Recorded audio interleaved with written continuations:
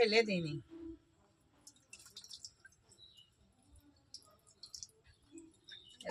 বাজারগুলো ঢেলে নিয়েছি, এই দেখো কি এনেছে আমি দেখাচ্ছি।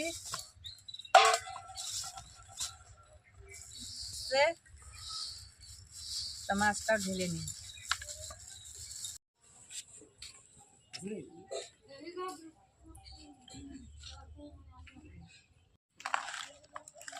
দেখো বন্ধুরা, আমি মাছ কুটতে চলে এসেছি। তা মাছ কুটার আগে আমি মাছ কাটা কষলি ধুয়ে নিই কুলের উপর। কারণ আছে পুঁটি মাছ তো এখানে কষলালি পরে ধুলি পরে অনেকটা চোষা উঠে যাবে, এতে আর ছাই দেওয়া লাগবে না। তার জন্য আমি মাছটা সুন্দর করে কষলিয়ে ধুয়ে নিচ্ছি জলে। দেখো কিভাবে চোষাগুলো উঠছে, দেখো এভাবে একটু সময় ডললে পরেই অনেক চোষা উঠে যাবে।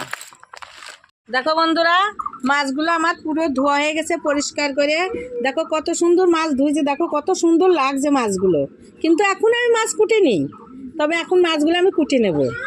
তাই এখন মাছগুলো কুটতে বসে যাই। দেখো বন্ধুরা, আমার মাছ তো ধোয়া হয়ে গেছে। তা এখন মাছগুলো আমি এক এক করে সব মাছ আমি এইভাবে কেটে নেব।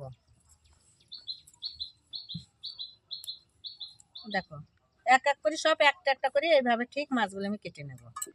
তো সব মাছগুলো আমি এখন কাটতে থাকি। তো দেখো বন্ধুরা, আমি মাছগুলো হলুদ লবণ দিয়ে মাখিয়ে এই যে তেলের উপর দেওয়া হয়ে গেছে, দিয়ে দিচ্ছি। এখন মাছগুলো আমি ভেজে নেব সুন্দর করে। মাছ ভাজা হচ্ছে, আমি লঙ্কাটা সুন্দর করে বেছে নিই।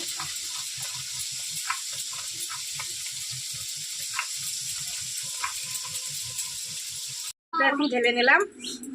এখন আমি ডালে যে কোটায় রেখে দিচ্ছি কোটাতে, তাই আমি এই কড়াতে ডালটা ঢেলে দেবো।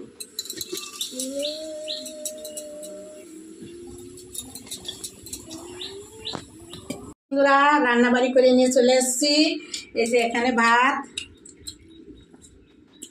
এদিকে যে মসুরির ডাল, এই যে এই করেছি ভাত ডাল, আর আলু ডাল দিয়ে মসুরির ডাল করেছি, আর এই যে পুঁটি মাছ রান্না করেছি ডাল আছে এদিকে। আর এই যে পুঁটি মাছ ভাজা করছিলাম, তো আমার কর্তা মশাইকে ভাজা দিয়ে তার খাবার দিচ্ছি। সে পুঁটি মাছ ভাজা খেতে চাইছিল, তার জন্য কর্তাকে পুঁটি মাছ ভাজা মসুরির ডাল দিয়ে আগে খাবার দিয়ে দিচ্ছি। এখন আমি আর আমার বাবা সোনাও খেতে বসবো। তা